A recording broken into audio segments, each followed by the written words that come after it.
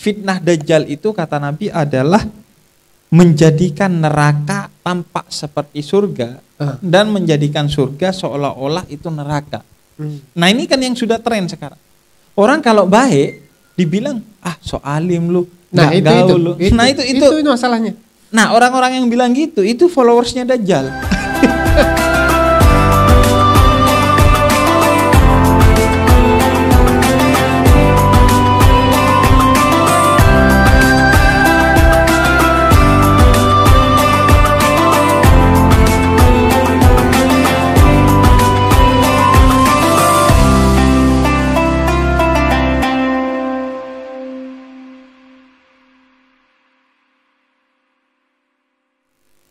Baik, bismillahirrahmanirrahim. Assalamualaikum warahmatullahi wabarakatuh. Alhamdulillahirabbil alamin. Wassalatu wassalamu ala asyrofil anbiya'i wal mursalin wa ala alihi wa sahbihi ajma'in, amma ba'du. Alhamdulillah, kita bersyukur kehadiran Allah. Pagi ini kita bisa sama-sama hadir di tempat ini. Mudah-mudahan kita semua yang hadir, baik yang hadir offline ataupun online di rumah masing-masing, senantiasa diberikan kesehatan oleh Allah, dan mudah-mudahan kita semua diberikan keberkahan oleh Allah Subhanahu wa taala hendaknya. Amin ya rabbal alamin. Allahumma shalli ala sayyidina Muhammad wa ala ali sayyidina Muhammad. Kita berselawat kepada baginda Nabi sallallahu alaihi wasallam beserta keluarga beliau, para sahabat beliau, dan mudah-mudahan kita semuanya, baik yang hadir, yang menonton, di mana saja, senantiasa diberikan oleh Allah rahmat, nanti bisa bertemu bersama baginda Rasulullah, dan beliau menganggap kita sebagai umatnya dan diberikan syafaat hendaknya. Amin ya rabbal alamin. Baik teman-teman semua, pada kesempatan pagi hari ini dalam acara Isra wal Mi'raj di acara SMA IB Candidate School Islamic Village, kita insya Allah akan berbicara bersama dengan seorang tokoh muda, yaitu siapa lagi kalau bukan Habib Hussein Ja'far Al-Haddad. Beliau adalah seseorang tokoh yang sangat digandrungi oleh teman-teman milenial pada hari ini. Kelahiran Bondowoso tahun 1988. Beliau dulu pernah mengecap pendidikan di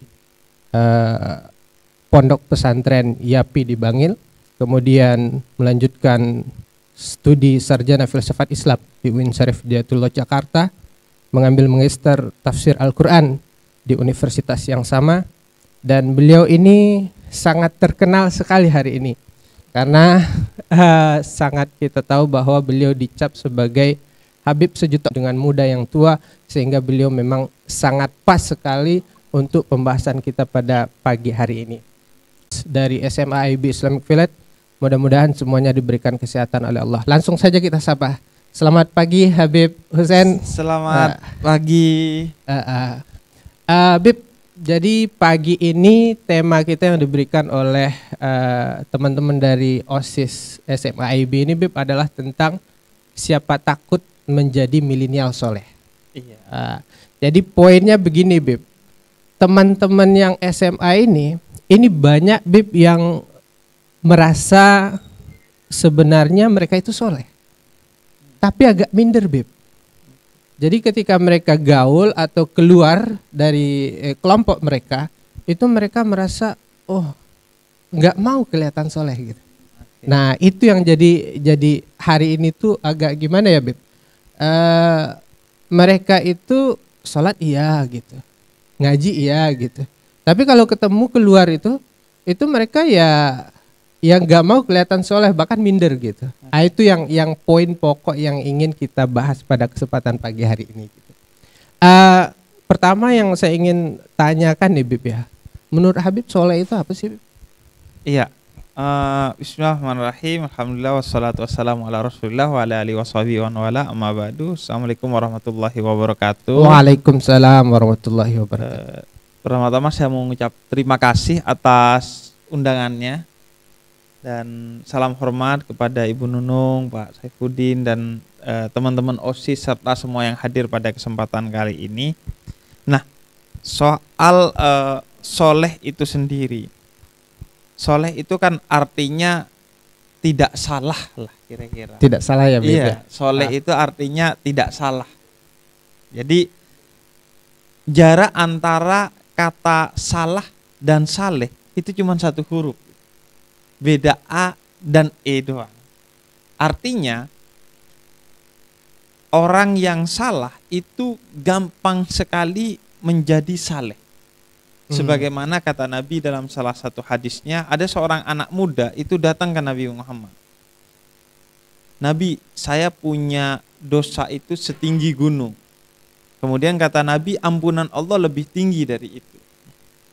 Tapi dosa saya juga seluas samudra. Kemudian kata Nabi, ampunan Allah lebih luas dari itu. Nabi, dosa saya nih sebesar semesta. Kemudian kata Nabi, engkau memiliki Tuhan yang ampunannya maha besar, melebihi segala sesuatu. Bahkan dalam hadis qudsi dikatakan, inna rahmati taghlibu ghadabi. Bahkan rahmatnya Allah, ampunannya Allah itu lebih besar dari murkanya Allah Subhanahu wa ta'ala. Sehingga miliaran dosa itu bisa selesai dengan satu kali kayak tangannya Thanos gitu. Astagfirullah, selesai tuh. Masya Allah. Itu selesai tuh. Yang salah bisa jadi saleh gitu. Nah, tapi juga yang saleh itu bisa jadi salah. Yang saleh bisa jadi salah kalau kesalehannya itu dijadikan alat bagi dia untuk mendapatkan keriaan.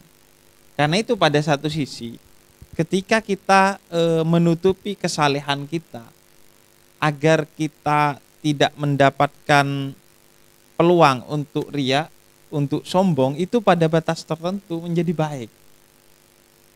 Cuman sebagaimana Allah berfirman tentang sedekah, sedekah itu kalaupun kamu tampakkan itu gak apa-apa, asalkan niat dan tujuannya adalah memotivasi orang lain untuk ikut bersedekah. Nah, begitu juga kesalehan. Disembunyikan kalau sekiranya dia akan membuat kita sombong dan riya, tapi perlu ditambahkan kalau tujuan dan niatnya adalah untuk agar kesalehan ini menular. Sehingga yang menular itu bukan cuma COVID-19 ya, tapi kesalehan itu juga bisa menular. Karena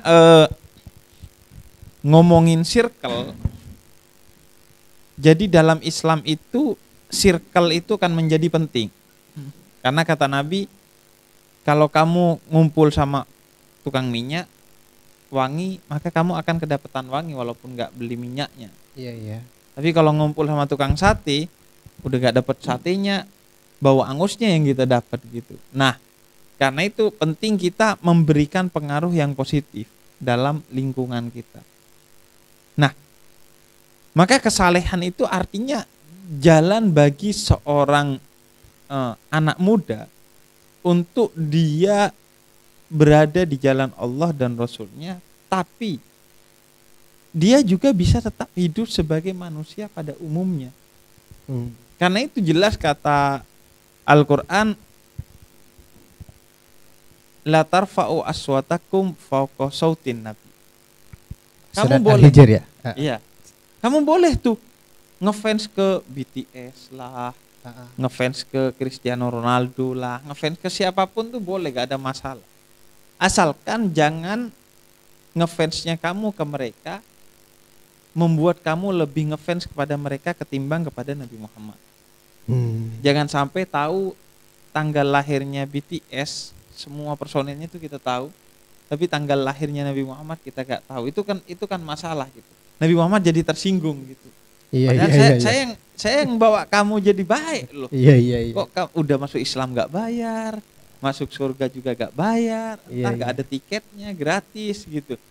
Kok masih ngefansnya kepada orang? Jadi yang kedua, boleh ngefans kepada siapapun asalkan tidak bertentangan dengan ajaran dan akhlaknya Nabi Muhammad. Oke. Jadi tetap soleh, tapi tetap juga gaul gitu. Iya. Nah itu makanya problemnya nanti di bagaimana meletakkan kesolehan pada tempatnya gitu. Artinya bukan berarti kalau soleh itu harus kuper gitu. Enggak. Kadang orang persepsinya kan gitu. kalau soleh itu gak bisa gaul gitu. Kalau soleh itu gak bisa ngikutin tren. Bisa kok. Karena bahkan Islam dari awal kaidahnya kan solihun likulli zaman wal makan. Justru seorang muslim itu harus selalu sesuai dengan tren zaman dan tren tempat. Asalkan mereka berbaur tapi tidak tercampur. Oke. Beb, kalau soleh itu sebenarnya masalah religius apa spiritual sih, Beb? Nah itu. Jadi kesolehan itu ada tingkatan-tingkatannya. Tingkatan yang pertama adalah kesalehan yang sifatnya ritual. Ritual. Artinya jangan sampai kita meninggalkan ritual-ritual yang telah diwajibkan oleh Allah dan Nabi-Nya kepada kita. Kemudian yang kedua, kesalehan ritual itu juga harus diikuti oleh kesalehan sosial. Karena kalau kita lihat semua ajaran Islam yang diwajibkan kepada kita itu pasti tolok ukurnya adalah sosial. Tolok ukur kesuksesannya. Misalnya sholat lah ya. Sholat itu dikatakan oleh Al-Quran inna sholata tanha anil fahsya'i wal munkar. Sholat itu selain sebagai bentuk peribadahan kita kepada Allah Subhanahu wa ta'ala, juga dia adalah treatment agar kamu jauh dari kekejian dan kemungkaran. Paling tidak ya malu sama sholatnya lah. Misalnya kan tadi disebut tuh sholat terus tapi maksiat jalan. Nah itu STMJ. STMJ itu. STMJ, sholat terus maksiat jalan. Gitu. Nah itu jadi, paling tidak malu sama sholatnya lah. Karena sholat itu kan dia identitas seorang muslim. Ibarat kata kalau pakaian itu sudah kopiahan. Udah kopiahan pergi ke tempat maksiat kan kayak salah server ya, salah kostum. Iya. Udah kopiahan malah ke tempat maksiat gitu. Nah jadi yang kedua itu kesalehannya kesalehan sosial. Sama kayak zakat. Allah katakan di dalam Al-Quran, zakat itu akan hangus pahalanya kalau diikuti dengan kata atau sikap yang bisa menyakiti orang yang menerimanya. Misalnya sedekah sambil di selfie gitu. Guys, saya sedekah loh ini guys. Ini orang miskin loh guys gitu. Jadi itu baik secara kata-kata ataupun sikap kita menunjukkan hal yang gak enak ke mereka. Itu akan menyebabkan bukan hanya pahala zakatnya hangus atau pahala sedekahnya hangus, tapi bisa jadi berdosa karena telah menyakiti hati orang lain. Karena ingat kata Allah, idkhalus surur fi qalbil ihwan bis sadaqah. Ibadah termulia itu adalah memasukkan rasa bahagia ke hati orang lain dengan sedekah. Maka sedekah yang justru bikin orang lain kesel itu masalah. Nah, dan yang terakhir itu adalah kesalehan spiritual. Nah itu puncaknya. Kesalehan spiritual itu adalah perasaan bahwa meskipun kamu saleh, kamu tetap merasa punya kesalahan di dalamnya. Makanya saya bikin kultumnya itu kultum pemuda tersesat. Kultum pemuda tersesat. Kenapa? Agar kita boleh jadi benar. Kita meskipun kita sudah jadi benar, tapi perasaan bahwa kita masih tersesat itu penting untuk kita jaga. Makanya Allah mentreatment kita kan setiap hari paling tidak 17 kali menyebut ihdinas siratal mustaqim. Tunjukkan saya jalan yang lurus. Padahal Islam ini sudah jalan yang lurus, tapi orang Islam kan belum tentu lurus atau bahkan tidak akan pernah benar-benar lurus, pasti ada salahnya. Nah, karena itu perasaan bahwa kita belum lurus itu baik. Karena dengan begitu kita akan terus meningkatkan kelurusan kita, meningkatkan ibadah kita, ketakwaan kita dan lain sebagainya. Kayak orang kalau udah ngerasa pinter, misalnya ujian, dia ngerasa udah wah bisa nih besok nih. Dia nggak akan belajar malam ini. Dan bisa jadi besok dia akan lalai dalam ujian itu. Tapi ketika dia ngerasa belum siap meskipun dia udah pintar, maka dia akan belajar. Dan karena dia belajar, maka dia akan terus berkembang sebagai seorang murid gitu. Iya. Jadi soleh itu ada soleh individu, ada sosial, ada spiritual ya Bib ya. Tadi itu sebenarnya kita bicara tentang religius dan spiritual ya Bib ya. Maksudnya itu apakah seseorang yang sudah religius kelihatannya nih, dia pakai peci, pakai koko gitu ya, sholat 5 waktu ke masjid gitu, itu bisa dibilang soleh apa enggak itu? Nah, secara identitas dia saleh ya. Saleh. Artinya dia secara ritual juga dia saleh karena dia pakai pakaian yang menyerupai Nabi Muhammad dan itu ada pahalanya tersendiri. Iya. Meskipun ya gini, sorban dan jubah itu paling tidak oleh para ulama disebutnya sunnah adah. Sunnah karena mengikuti adat Arab pada saat itu. Nabi kan nggak pengen kelihatan kalau datang Nabi kemudian Nabi tampil beda, nggak sesuai dengan masyarakat Arab pada saat itu, sehingga kemudian kayak introvert aja Nabi itu kan. Iya. Kayak beda sendiri aja. Nah, makanya beda itu nggak boleh ya, Bib ya. Beda iya. itu sebenarnya nggak boleh. Orang kalau semua pakai baju putih, terus kita pakai baju merah sendiri itu nggak boleh Nah, sebenarnya. makanya itu kan mengganggu pemandangan. Makanya dalam sholat juga gitu. Kalau kita sholat jamaah, itu kalau berbeda sampai pada 2 gerakan sholat, itu kan tidak diperbolehkan. Iya, Misalnya imamnya sudah sujud, kita masih berdiri baca Fatihah gitu ya. Iya, masih baca Fatihah. Itu kan agar tidak terlihat kemudian berbeda. Atau ketika makmum masbuk gitu, pada saat sudah terakhir duduk tasyahud akhir gitu, kita kan duduk juga gitu. Iya. Itu kan cuma seperti formalitas aja agar gak kelihatan beda, tapi kan tasyahudnya gak dihitung tuh, tetap nanti tasyahud lagi gitu. Iya. Jadi penting untuk kita gaul. Nah, sorban itu sebenarnya Nabi Muhammad sedang gaul tuh. Makanya sunnahnya sunnah ada. Sorban itu sunnahnya sunnah ada.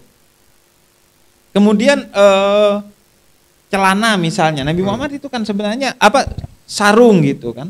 Isar itu, sarung itu Nabi Muhammad karena pada saat itu trennya adalah orang pakai sarung. Maka Nabi Muhammad menyesuaikan, kecuali ketika pada adat itu ada keburukan, maka kita gak ikut. Nah, kalau jadi gaul suruh maksiat, kita gak ikut.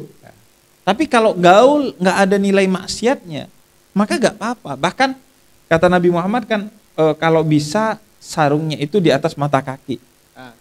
Kenapa? Karena dulu orang itu kalau sarungnya di bawah mata kaki itu simbol kesombongan.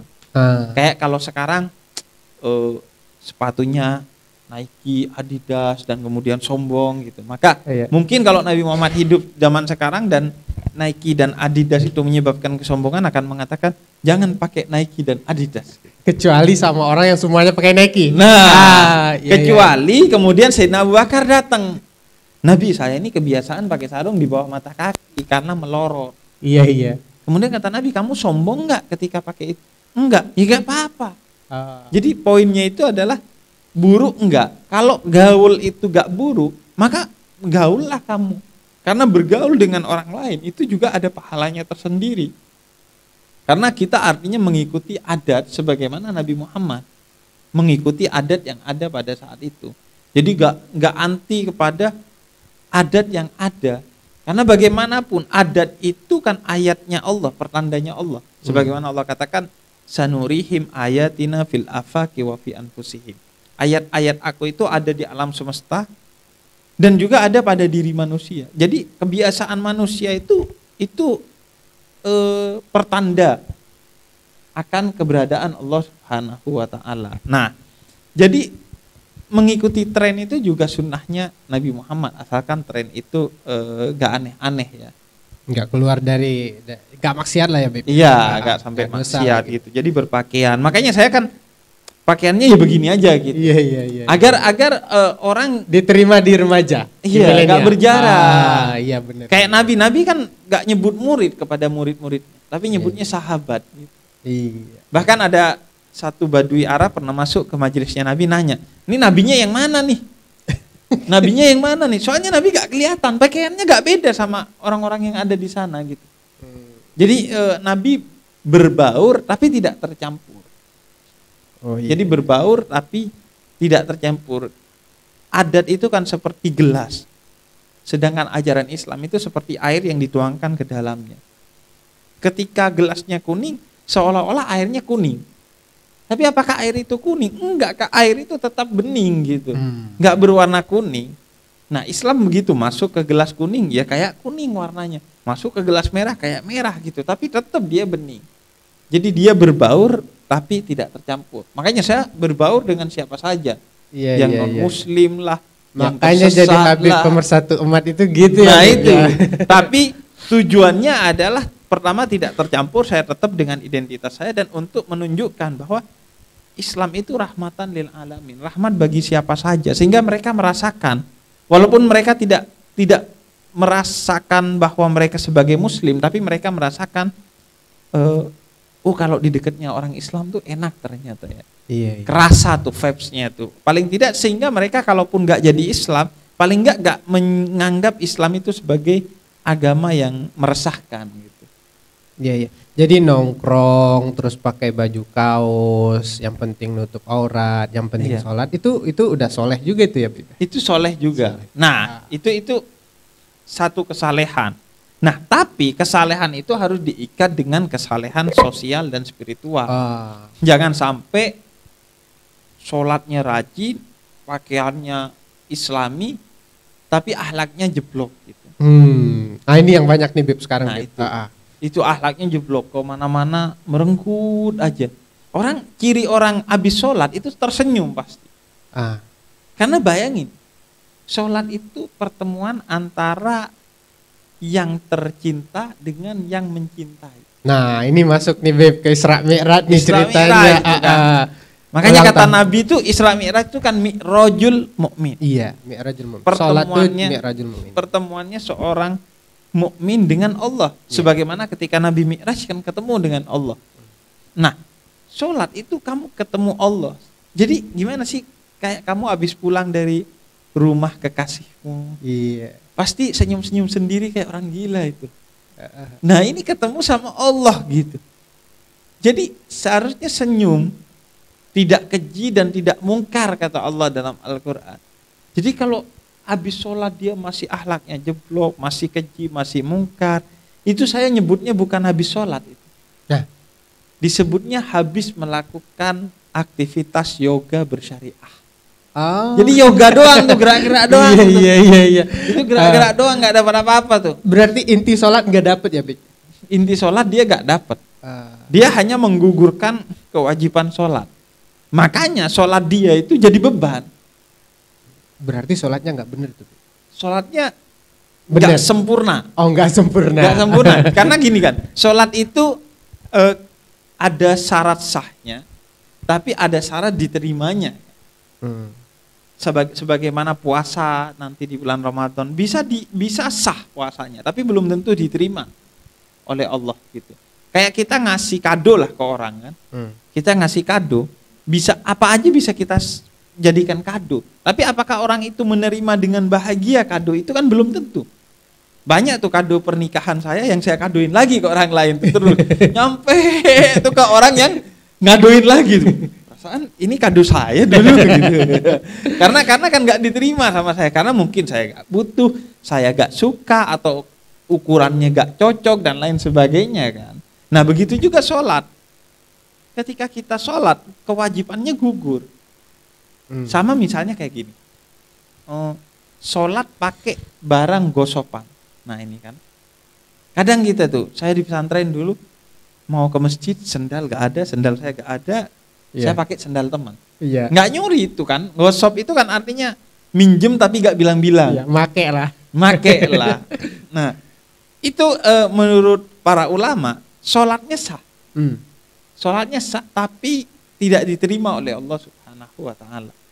Sama kayak kita kalau puasa tapi marah-marah, puasanya sah, nggak usah diulang setelah Ramadan gitu, nggak usah dikodok, tapi pahalanya tidak diterima, pahalanya hangus gitu.